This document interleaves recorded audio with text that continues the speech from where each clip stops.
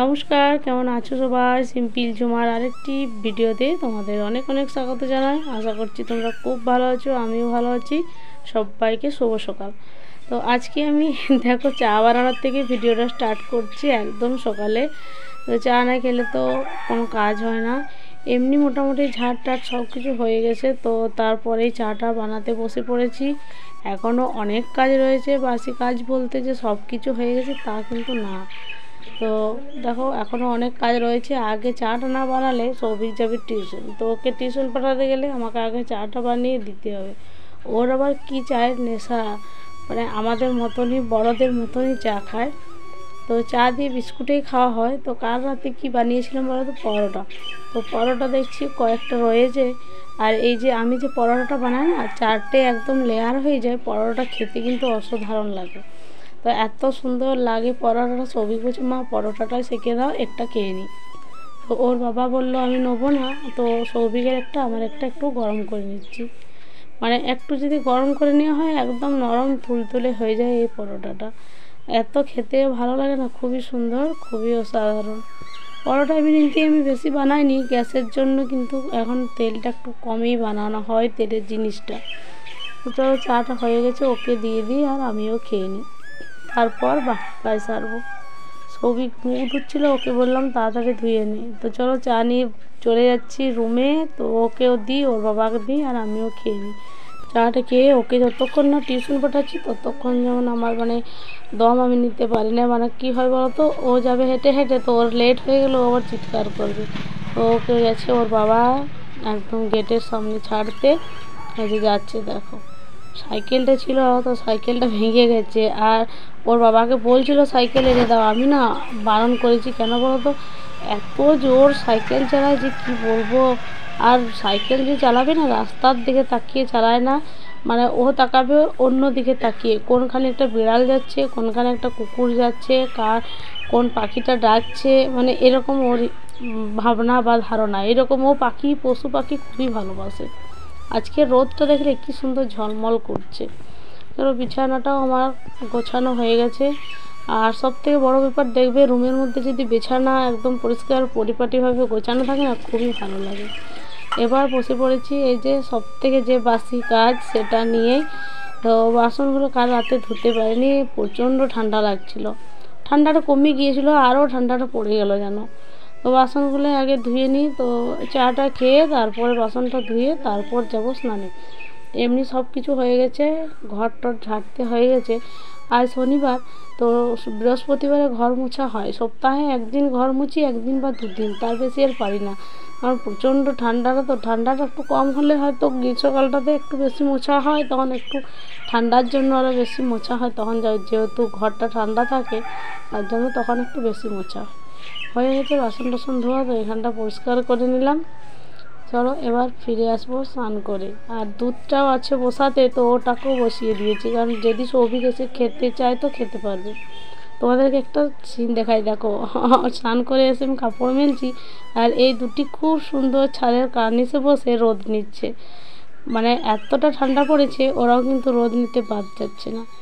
এই যে এবার সংসারের প্রত্যেক দিনের ছুটাছুটির কাজ, সংসারের সব কিছু আগে না করে, আগে কোনটা করবে আগে সেটাই ভেবে পাই না। তো আগে ওকে না রেডি করিয়ে পাঠিয়ে দিলে তো আমার রান্নাবান্নার থেকে আমি এগোতেই পারি না।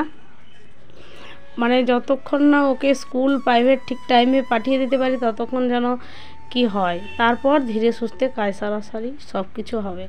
তো ওকে আগে পাঠিয়ে দিই। ও টিউশন থেকে এসে একদম মাছ নিয়ে চলে এসেছে। ওর বাবা বলে দিয়েছিল ওখানেই মাছ বিক্রি করে, তো ওখান থেকে ও নিয়ে চলে এসেছে। মাছটা কিন্তু আমি নুন জলে ফেলে দিয়েই চলে এসেছি, কারণ এখন যদি আস্তে হাত করে ওকে আবার রেডি করাতে গেলে ও গন্ধ লাগবে, চিৎকার করবে।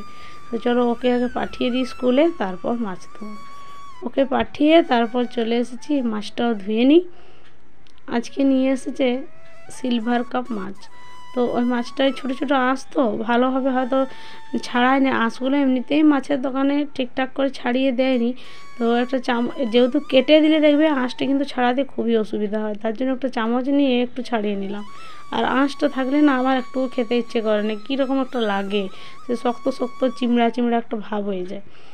আর এই যে পোটাটা রয়েছে, এর মাছের যে পেটটা সেটা কিন্তু আমার ফেলতে ইচ্ছে করে না, একটু থাকলে আমার মনে হয় একটু ধুয়ে ভেজে খেয়ে নিই।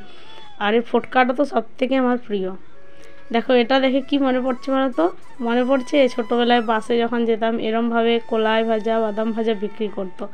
বড় মাছ আনলে জানো তো আমি একটু আগে খেলে নিই, এরকমভাবে আঙুলের মধ্যে মাছগুলোকে ভরে তারপর একটু এরকমভাবে সৌভিককে দেখায়। তো আজকে যেহেতু উনি তোমাদেরকেই দেখালাম। চলো হয়ে গেছে মাছ ধোয়া, একবার চলে যাব একদম রান্নাঘরে।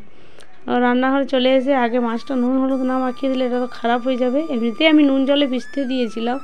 তো তোমরাও কিন্তু মাছটা যদি অনেকক্ষণ আনা থাকে না তাহলে একটু নুন জলে ফেলে দেবে, দেখবে মাছটা কিন্তু একদমই শক্ত টাটকা হয়ে যাবে। আর যদি দেখো আঁশটে খুব গন্ধ ছাড়ছে তখন কিন্তু এর সাথে 2 ফোঁটা লেবুর রস ফেলে দেবে, দেখবে মাছটা খেতেও টেস্ট হবে আর আঁশটে গন্ধটাও কিন্তু চলে যাবে।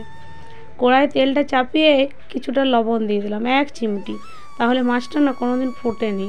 যাই তোমরা করো ডিম ভাজো বা মাছ ভাজো এরমভাবে অল্প সামান্য 1 চিমটি লবণ ফেলে দিলেই কিন্তু একদম নিরাপদে থাকা যায়। কেন বলো তো, মাছ ভাজলে সামনে দাঁড়ানো যায় না, এমন এমন কিছু মাছ রয়েছে যেগুলো সামনে কিন্তু একদমই দাঁড়ানো যায় না। তো এবার আমি বেটে দিচ্ছি পোস্ত, সর্ষে আর গোটা জিরে আর কাঁচা লঙ্কা।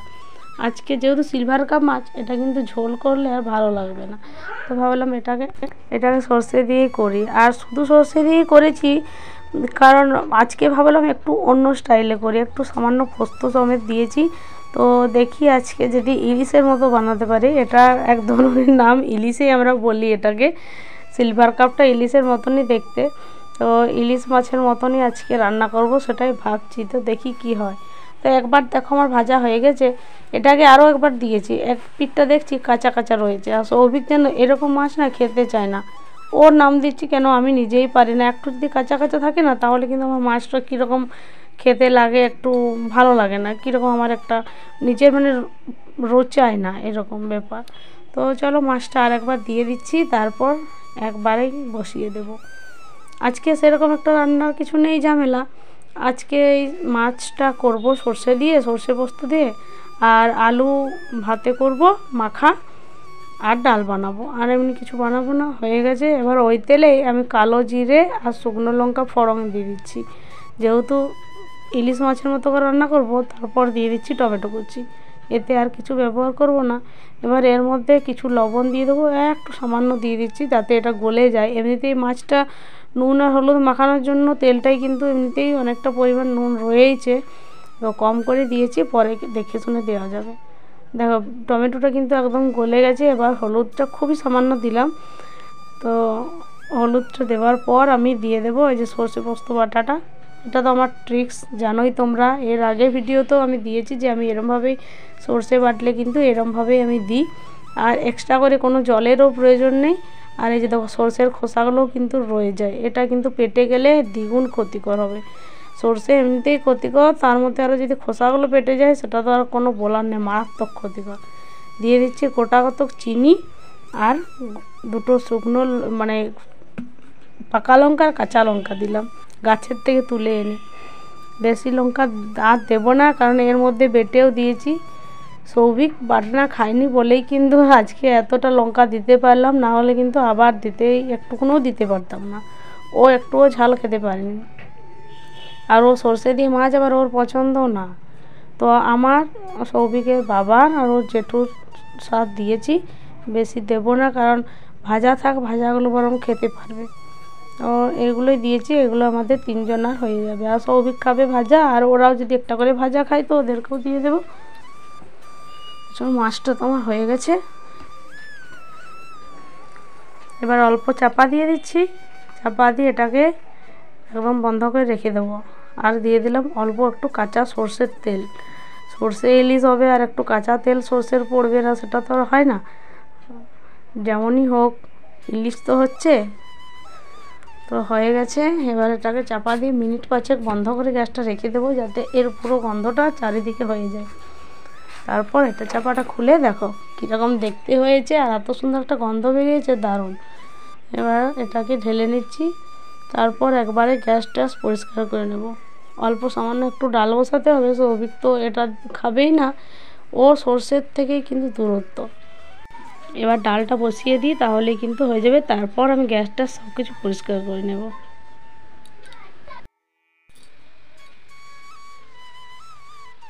এগুলো অনেকদিন ধরে পড়ে রয়েছে, তো ভাবলাম আজকে যেহেতু একটু টাইম রয়েছে হাতে, সেরকম তো কিছু আজকে রান্নাও হয়নি, তো আজকে ভাবলাম এগুলো ভাজ করে করে রেখে দিই। এক গাদা প্রচুর কাপড় হয়ে গেছে, এক তো পুরোনো সোয়েটার সব কিছু রয়েছে, তার মধ্যে আবার এই সরস্বতী পুজোতে সব ভালো ভালো জামা পরা হয়েছিল, তো সেগুলোই কেচেছি।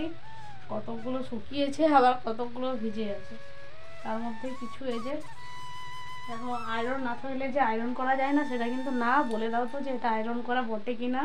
তো এগুলো কিন্তু আমি আয়রন করে নিয়ে হাত দিয়ে কিন্তু করছি। হয়েছে কীরকম হয়েছে অবশ্যই বলবে। দেখো,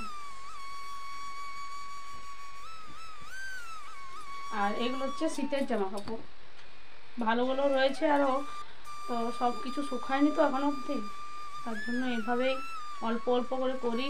কারণ এই ঘরটা যদি ব্যাজ ব্যাজ করে না, চারিদিকে কাপড় ছিটিয়ে ছড়িয়ে রয়েছে, তো আমার একটু ভালো লাগেনি। তো আগে ভাবছি, ওই জন্য কিন্তু আজকে আর সেরকম একটা সবজি টবজিও বানাইনি, তোমরা তো দেখলে। তো এবার সৌভিক আস্তে আস্তে আমার এগুলো ভাজ হয়ে যাবে, ও আসবে 1:30 নাগাদ। তো এখন তো 1:45 বাজে, টাইমটাও বেশি হয়নি, তো ভাবলাম ভাজ করে দিলি। ভাজ করতে করতে কিন্তু তোমাদের সাথে গল্প করছি, আজকে পুরো কাজের মাধ্যমেই কিন্তু তোমাদের সাথে ব্লগটা শেয়ার করছি।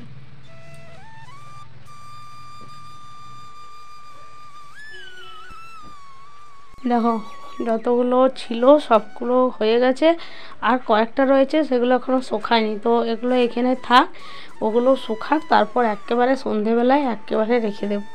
মানে জামা কাপড় বাইরে থাকলে দেখবে মাথা শুদ্ধ একদম ধরে যায়। চলো, নিয়ে বসে পড়েছি, সৌভিকেরও খাওয়া হয়ে গেছে, আমরাও বসে পড়েছি। তো ওর বাবা হাত ধুচ্ছে, আর এই যে দেখো আমার থালাটা আমিও রেডি করে নিয়েছি। এই যে আলু মাখা, কাঁচা পেঁয়াজ, কাঁচা লঙ্কা, কাঁচা সর্ষের তেল, মাছ বাটনা, মাছ ভাজা আর ডাল। আজকের মেনু এটাই। খাওয়া দাওয়া করে নিই, তোমরাও সবাই খাওয়া দাওয়া করে নাও। সবাই ভালো থাকবে, সুস্থ থাকবে, সাবধানে থাকবে। আর ভিডিওটা কেমন লাগলো সেটা কিন্তু অবশ্যই জানাবে। ভালো লাগলে একটি লাইক কমেন্ট করতে কিন্তু ভুলো না, আর ভিডিওটা বেশি বেশি করে শেয়ার করবে। চলো তাহলে আজকের এইখানেই ভিডিওটা শেষ করব। সবাই ভালো থাকবে, সুস্থ থাকবে, সাবধানে।